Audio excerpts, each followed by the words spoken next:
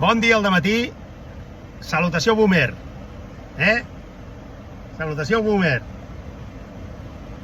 Ja no sé ni el que és boomer i no és boomer. Mare meva, ja estic perdent el nord. Dilluns, toca amb els ous. Dia 16 de juny del 2025, un dia menys per l'estiu. Tal com va l'estiu, que encara no hi som. Hi ha molta gent que diu un dia menys perquè s'acabi l'estiu. Encara no hi som a l'estiu, Ens queden encara 5 dies, deu començar el 21, cap allà al solstici, 3 dies abans de Sant Joan. Recordeu que és la nit més curta de l'any, tot i que no és cert. És una de les fal·làcies més grans que ens han explicat a la nostra vida. Això i que sortirem millors persones de la Covid. I l'altra és tranquil, que controlo. Aquesta és una altra mentida també. No parlarem de mentides avui. Bueno, podem parlar del que sigui. M'estic adonant que estic gravant el vídeo en vertical i no sé si seria el millor. Igual ara el canvio, me'l poso així en horitzontal i l'aguanto, com foto sempre, aquí. Vale, ja veia jo algo raro. Bueno, doncs el vídeo ha començat en vertical i en horitzontal, que això, la gent que tingui toc, li farà una cosa, perquè no sabrà si ho ha de posar en vertical o en horitzontal. Déu-n'hi-do. No me n'he donat d'això, del problema que pot significar això per un cert tipus de persones. Dit això i fet aquesta intro, ja sabeu que estic de polígon avui, Parets del Vallès, Paredes del Vallès, no confondre amb Bages, que la gent diu, del Bages. Vallès i Bages són dues comarques diferents. De fet, Vallès hi ha occidental i oriental, i al Bages, de moment, només hi ha el central. No hi ha oriental i no hi ha occidental, almenys com a comarca. Només faltaria ja tenir 3 comarques, 4 o 5. Bages Nord, Bages Sud. Bueno, a veure, cosetes d'avui.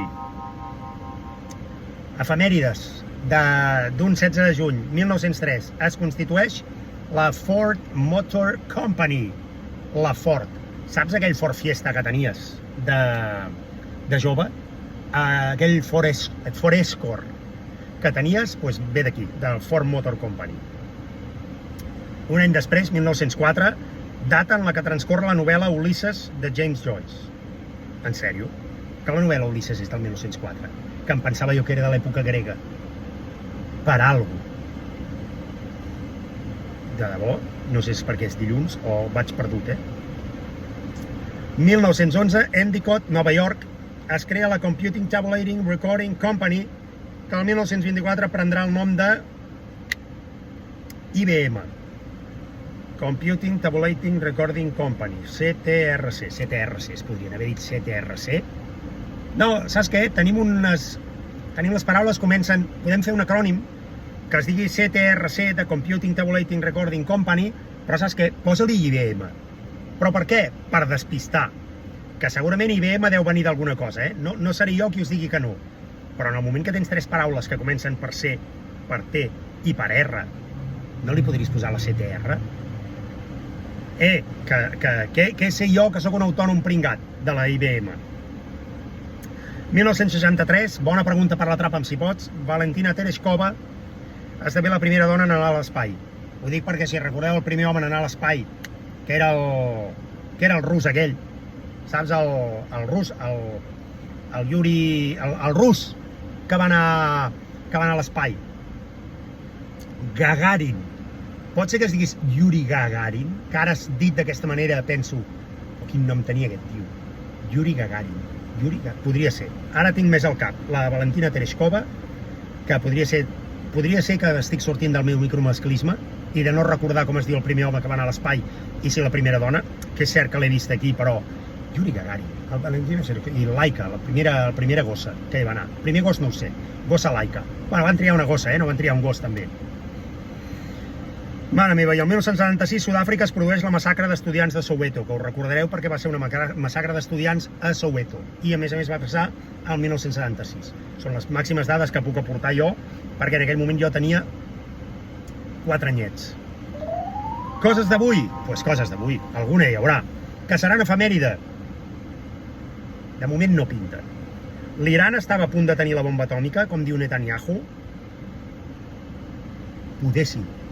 O sigui, jo el que contestaria és poder sí. El que passa que també pot ser que sigui com aquelles armes de destrucció massiva. Recordeu de la guerra de l'Iraq? No de l'Iran, recordeu, Iran, Teheran, Iraq, Bagdad. Quan una persona diu que és de l'Iran, sempre em ve al cap pensant que no hi toca del tot. No, és que aquesta persona és de l'Iran. Dic, sí, no hi toca, No, que ve de l'Iran, que és iraniana. Doncs digues iraniana. Us en recordeu de lo de l'Aznar? No, hem d'anar a Iraq a atacar perquè hi ha bombes allà, i llavors van arribar allà i no n'hi havia cap. Ves que no arribin allà i es trobin el mateix ara, Tant de bo. Tant de bo. És la cançó de la Su. El meu toc, cuidado. Vale, ja ho tenim. Els ministres d'extrema dreta de Finlàndia obligats a fer un curs d'antiracisme. Bueno. O sigui, no sé jo si aquest curs d'antiracisme és com els cursos aquells per tornar a aprendre a conduir de la gent que anava de taja.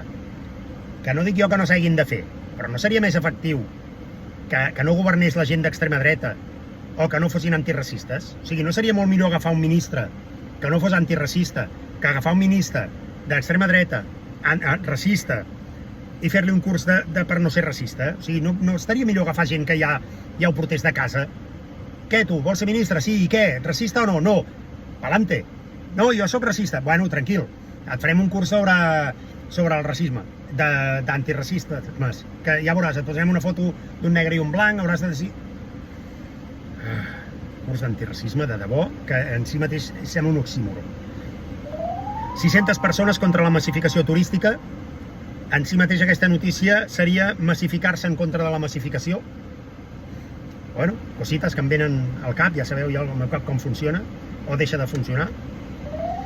Diu, aquest any no hi haurà cap concert millor que el de Billie Eilish. Recordeu Billie Eilish? No Billy Elliot, la pel·lícula del nano aquell que balla. Molt maca, per cert, Billie Eilish, la noia aquella que canta en plan com tot tristoi, que no sé, també em vaig quedar a poder amb la primera cançó. Em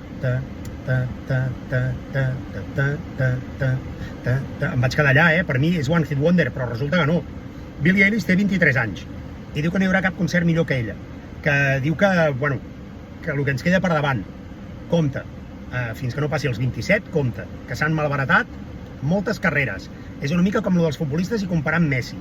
Compte, Billie Eilish podria ser Ansu Fati, sí que és veritat que sembla que és més Lamine Yamal, però tenint en compte que Lamine Yamal també podria ser Ansu Fati i no Messi, per la propietat commutativa o associativa o distributiva, no sigui que la Billie Eilish sigui Ansu Fati.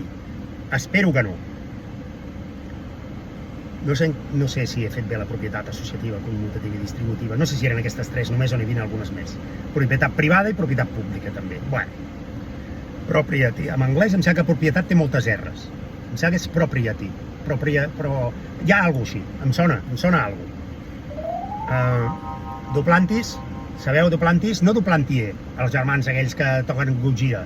El Mario i l'altre. No el Vargas Llosa, el Duplantier. Que toca la guitarra i canta i l'altre toca la bateria. Collons, els Gojira, ja sabeu qui són. I si no ho sabeu, doncs ja ho sabeu ara. Busqueu a Spotify Gojira, poseu a tope de volum i a veure què us aporta. No, Duplantis. Duplantis és el tio que fa salt de perxa, que és com salt d'alçada però millorat. Saps, en algun moment algú va pensar això de saltar d'esquena i collons, i no veure ni com i si m'agafo una perxa? I algú va dir, bueno, doncs em sembla bona idea. Així va néixer el salt de perxa, tal qual, no busqueu més. O sí. Duplantis és el que té el rècord del món ara mateix, i ara mateix el té a 6,28, que diu que cada 3 mesos o així el va millorant un centímetre, que ell podria saltar 26 metres, però com que li paguen per cada vegada que... Això ja ho feia Sergei Bubka. O sigui, tampoc ara...